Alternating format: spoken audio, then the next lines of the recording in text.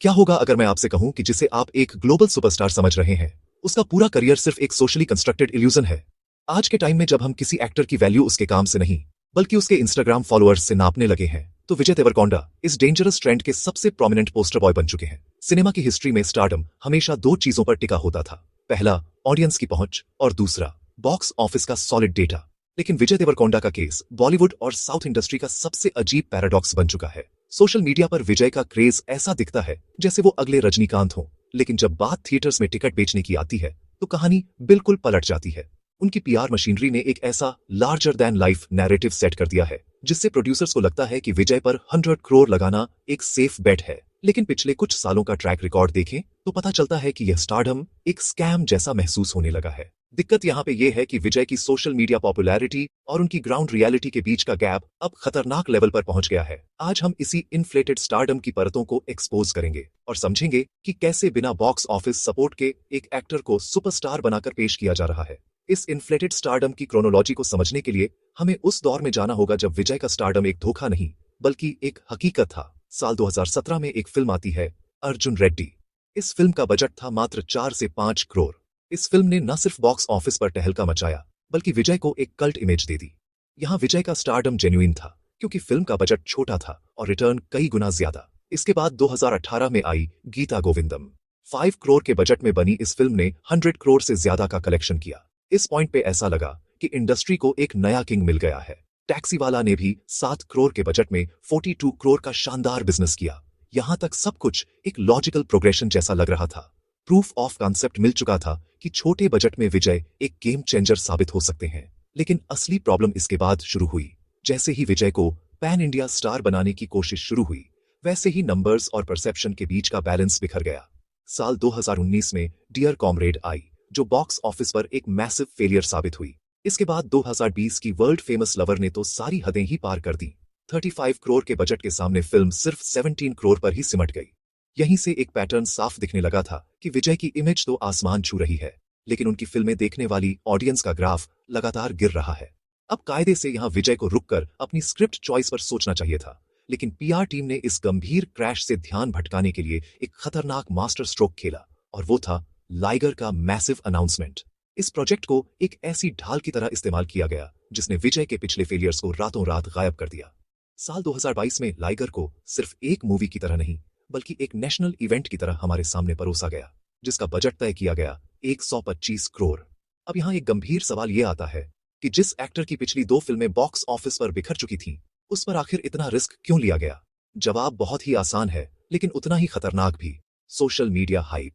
ये कोई इत्तेफाक नहीं था, बल्कि एक सोची समझी पीआर स्ट्रैटेजी थी जिसका मकसद विजय के इंस्टाग्राम फॉलोअर्स को थिएटर्स क्राउड में बदलना था।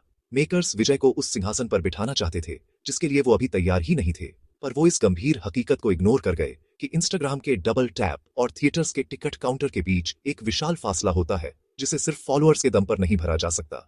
लेकिन हैरानी की बात यह है कि इतने फ्लॉप्स के बाद भी विजय का पीआर उन्हें रुकने नहीं दे रहा था। 2023 में एड फैमिली स्टार आई, बजट 50 करोड़ और कलेक्शन सिर्फ 23 करोड़। और फिर साल 2024 में आया सबसे करारा झटका, किंगडम। इस फिल्म का बजट 130 करोड़ सेट किया गया था। ये किसी भी लॉजिक से परे था क्योंकि विजय का ट्रैक रिकॉर्ड इस 100 करोड़ पार करने का था ही नहीं। नतीजा वही हुआ, फिल्म सिर्फ 80 करोड़ पर सिमट गई। पिछले 5 सालों में विजय की एक भी फिल्म क्लीन हिट नहीं रही है। जब फिल्म थिएटर्स में पिटती है तो पीआर मशीनरी उसे डिजिटल सक्सेस का झुंझुना थमा देती है। विजय की फिल्मों के ओटीटी राइट्स जैसे किंगडम के लिए 50 करोड़ या खुशी के लिए 30 करोड़ में बिकना प्रोड्यूसर्स के लिए एक सेफ्टी नेट तो बन जाता है, लेकिन इससे स्टार की जेन्युइन थिएट्रिकल बैंकबिलिटी साबित नहीं होती। विजय की मार्केटिंग टीम ने उन्हें एक नेशनल क्रश और राउडी ब्रांड बनाकर पेश किया है। इंटरव्यूज में एटीट्यूड, स्टाइलिश फोटोशूट्स और इवेंट्स में ग्रैंड एंट्री, ये सब मिलकर एक ऐसा इल्यूजन क्रिएट करते हैं कि विजय एक सुपरस्टार है। लेकिन जब डिस्ट्रीब्यूटर्स को अपना पैसा वापस नहीं मिलता तो वो पीआर काम नहीं आता। किंगडम के बजट को 130 करोड़ रखना एक सुसाइडल मिशन था क्योंकि ऑडियंस विजय को उस लेवल पर देखने के लिए तैयार ही नहीं थी। अगर हम विजय के करियर पैटर्न को उनके कॉम्पिटिटर्स से कंपेयर करें तो तस्वीर और भी साफ हो जाती है। बात करते हैं अल्लू अर्जुन की। उन्होंने अपने बजट को बहुत ही लॉजिकल तरीके से स्केल किया। उनकी हर फिल्म पिछली फिल्म से ब्लॉकबस्टर हिट रही, तब जाकर पुष्पा 2 के लिए 400 करोड़ का रिस्क लिया गया। यहाँ प्रूफ ऑफ कॉन्सेप्ट था। वहीं शिव कार्तिकेयन को देखिए, वो आज विजय से कहीं ज्यादा बैंकेबल एक्टर माने जाते हैं क्योंकि उनकी फिल्में कंसिस्टेंटली 100 करोड़ से ऊपर का बिजनेस कर रही हैं। यहां तक कि नानी जैसा एक्टर भी विजय से ज्यादा मजबूत स्थिति में है। विजय के इस करंट सिचुएशन को समझने के लिए हमें म्यूजिक इंडस्ट्री के एक उदाहरण को देखना होगा। मान लीजिए हमारे पास 3 अलग लेवल के आर्टिस्ट्स हैं, अरिजीत सिंह, रफ्तार और टोनी कक्कड़। अब देखिए, अरिजीत सिंह एक ऐसे मुकाम पर हैं जहां वो अगर किसी इंटरनेशनल स्टेडियम में भी कॉन्सर्ट रखें तो टिकट्स मिनटों में बिक जाएंगे क्योंकि उनका कामयाबी का प्रमाण ठोस है।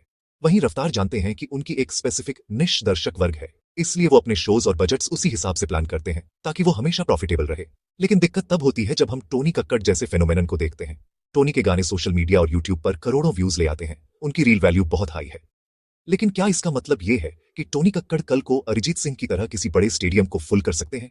शायद नहीं, क्योंकि सोशल मीडिया पर किसी को लाइक करना और अपनी जेब से पैसे खर्च करके उसे लाइव देखने जाना, दोनों में जमीन आसमान का फर्क है।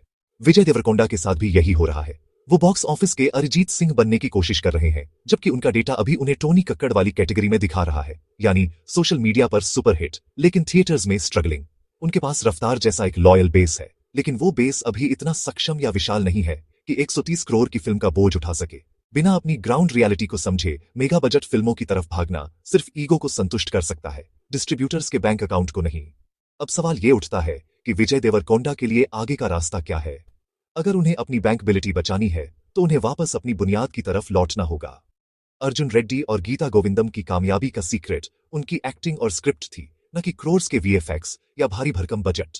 सच्चाई ये है कि सोशल मीडिया की पॉपुलैरिटी आपको सेलिब्रिटी तो बना सकती है, लेकिन सुपरस्टार सिर्फ बॉक्स ऑफिस के नंबर्स बनाते हैं। विजय को रोटी जनार्दन और VT4 जैसे अपकमिंग प्रोजेक्ट्स में फूंक फूंक कर कदम रखना होगा। अगर ये फिल्में भी बजट और कलेक्शन के इस मिसमैच का शिकार हुई तो उनका करियर एक ऐसे कोमा में चला जाएगा जहां से वापसी मुमकिन नहीं होगी। विजय को चाहिए कि वो 100 करोड़ से ऊपर के सपनों को परहेज कर पहले 30-40 करोड़ के मिड बजट सिनेमा पर फोकस करें। जब तक आप कंसिस्टेंटली प्रॉफिट नहीं देते तब तक आप स्टार नहीं, सिर्फ एक मार्केटिंग इल्यूजन है। विजय देवरकोंडा का स्टारडम फिलहाल एक ऐसे चौराहे पर अटका है जहां या तो वो अपनी स्ट्रैटेजी बदलेंगे या फिर वो सिनेमा के इतिहास में सिर्फ एक सोशल मीडिया वंडर बनकर रह जाएंगे। ऐसी ही और दिलचस्प बिहाइंड द सीन्स कहानियों के लिए चैनल को सब्सक्राइब जरूर करें। क्या विजय देवरकोंडा अपनी वापसी कर पाएंगे? अपनी राय कमेंट्स में देना न भूलें। Thanks for watching.